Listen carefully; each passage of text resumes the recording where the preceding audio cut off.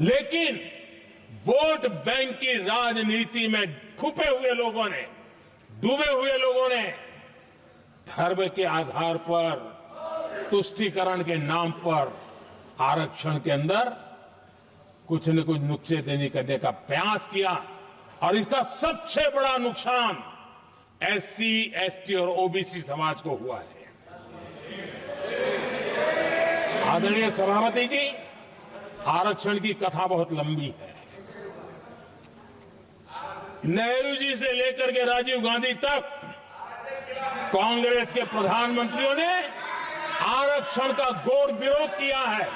History कह रही है आरक्षण के विरोध में लंबी लंबी चिट्ठियां स्वयं नेहरू जी ने लिखी है, मुख्यमंत्रियों को लिखी है। इतना ही नहीं, सदन में आरक्षण के खिलाफ लंबे लंबे भाषण इन लोगों ने किए हैं। बाबा साहब आंबेडकर समता के लिए और भारत में संतुलित विकास के लिए आरक्षण के लेकर के आए, उन्होंने उसके खिलाफ भी झंडा ऊंचा किया हुआ था। दशकों तक मंडल कमीशन के रिपोर्ट को डिब्बे में डाल दिया था। जब कांग्रेस को देश ने हटाया, जब कांग्रेस गई, तब जाकर के ओबीसी को आरक्षण मिला। तब तक ओबीसी को आरक्षण नहीं मिला। ये कांग्रेस का पाप है। अगर उस समय मिला होता तो आज देश के अनेक पदों पर ओबीसी समाज के लोग भी देश की सेवा करते, लेकिन नहीं करने दिया, नहीं होने दिया। ये पाप इन्होंने किया था। आदरणीय सभापति जी, जब हमारे यहां संविधान का निर्माण चल रहा था, तब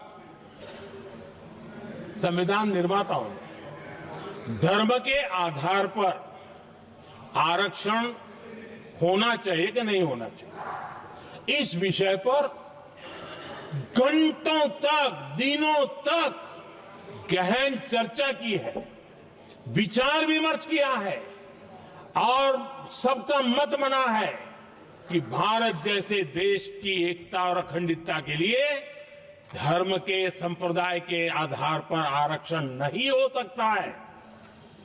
सुविचारित मत था, ऐसा नहीं कि भूल गए थे, रह गया था। सोच विचार कर तय किया गया था कि भारत की एकता और अखंडता के लिए संप्रदाय और धर्म के आधार पर यह नहीं होगा। लेकिन कांग्रेस ने सत्ता सुख के लिए, सत्ता भूख के लिए, अपनी वोट बैंक को खुश करने के लिए धर्म के आधार पर आरक्षण का नया खेल खेला है, जो संविधान की भावना के खिलाफ है। इतना ही नहीं, दे भी दिया कुछ जगह पे और सुप्रीम कोर्ट से झटके लग रहे हैं। और इसलिए अब दूसरे बहाने से बहाने बता रहे हैं, ये करेंगे, वो करेंगे।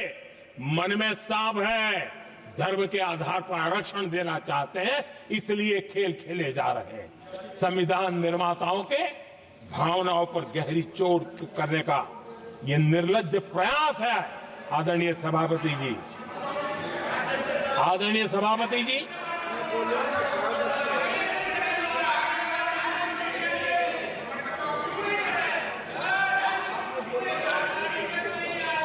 आदरणीय सभापति जी, एक गलत और विषय, ये तरीका ठीक नहीं। आपके नेता ने बोला, आपने बोला दोबारा बात मत करो। इसकी भी मैं चर्चा करना चाहता हूं। और वो ज्वलंत विषय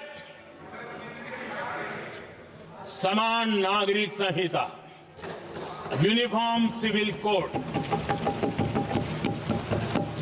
ये विषय भी संविधान सभा के ध्यान बाहर नहीं था।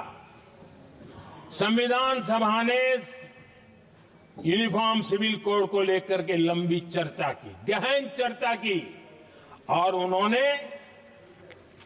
बहस के बाद निर्णय किया कि अच्छा होगा कि जो भी सरकार चुन करके आए वो उसका निर्णय करे और देश में यूनिफॉर्म सिविल कोड लागू करे। ये संविधान सभा का आदेश था। और बाबा साहब आम्बेडकर ने कहा था, जो लोग संविधान को समझते नहीं है, देश को समझते नहीं है, सत्ता भूख सेवा कुछ पढ़ा नहीं है, उनको पता नहीं है बाबा साहब ने क्या कहा था। बाबा साहब ने कहा था, धार्मिक आधार पर बने, ये मैं बाबा साहब की बात कर रहा हूं, इतना वीडियो कट करके घुमाना मत। आदरणीय सभापति जी, बाबा साहब ने कहा था, धार्मिक आधार पर बने पर्सनल लॉ को खत्म करने की बाबा साहब ने जोरदार वकालत की थी। उस समय के सदस्य के.एम. मुंशी जी ने कहा था, समान नागरिक संहिता को राष्ट्र की एकता और आधुनिकता के लिए अनिवार्य बताया था। कमा मुंशी जी ने। सुप्रीम कोर्ट ने भी कई बार कहा है कि देश में यूनिफॉर्म सिविल कोड जल्द से जल्द लाना चाहिए। सरकारों को आदेश दिए हैं सुप्रीम कोर्ट ने। और उसी संविधान की भावना को ध्यान में रखते हुए, संविधान निर्माताओं की भावनाओं को ध्यान में रखते हुए, हम पूरी ताकत से लगे हुए हैं सेक्युलर सिविल कोड की। और आज कांग्रेस के लोग संविधान निर्माताओं की भावना का भी, सुप्रीम कोर्ट की भावना का भी अनादर कर रहे हैं, क्योंकि उनकी राजनीति को सूट नहीं करता है। उनके लिए संविधान वो पवित्र ग्रंथ नहीं है, उनके लिए एक हथियार है राजनीति का। खेल खेलने का हथियार बना दिया। लोगों को डराने के लिए संविधान को हथियार बनाया जाता है। आदरणीय सभापति जी, और ये कांग्रेस पार्टी, उनको तो संविधान शब्द भी उनके मुंह में शोभा नहीं देता है। इसलिए जो अपनी पार्टी के संविधान को नहीं मानते हैं, जिन्होंने अपनी पार्टी के संविधान को कभी स्वीकार नहीं किया है, क्योंकि संविधान को स्वीकार करने के लिए एक लोकतांत्रिक स्पिरिट लगता है, जो जिनकी रगों में नहीं है। सत्तावाद और परिवारवाद भरा पड़ा है। अब आप देखिए, जो कैसी शुरुआती कितनी गड़बड़ हुई है। मैं कांग्रेस की बात कर रहा हूं।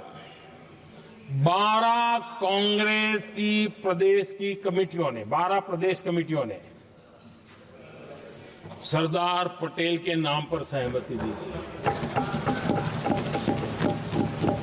नेहरू जी के साथ एक भी कमेटी नहीं थी, नॉट अ सिंगल। संविधान के तहत सरदार साहब ही देश के प्रधानमंत्री बनते हैं, लेकिन लोकतंत्र में श्रद्धा नहीं, खुद के संविधान पर विश्वास नहीं, खुद के ही संविधान को स्वीकारना नहीं, और सरदार साहब देश के प्रधानमंत्री नहीं बन सके और ये बैठ गए। जो लोग अपनी पार्टी के संविधान को,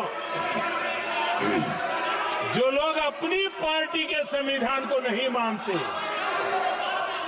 वो कैसे देश के संविधान को स्वीकार कर सकते हैं।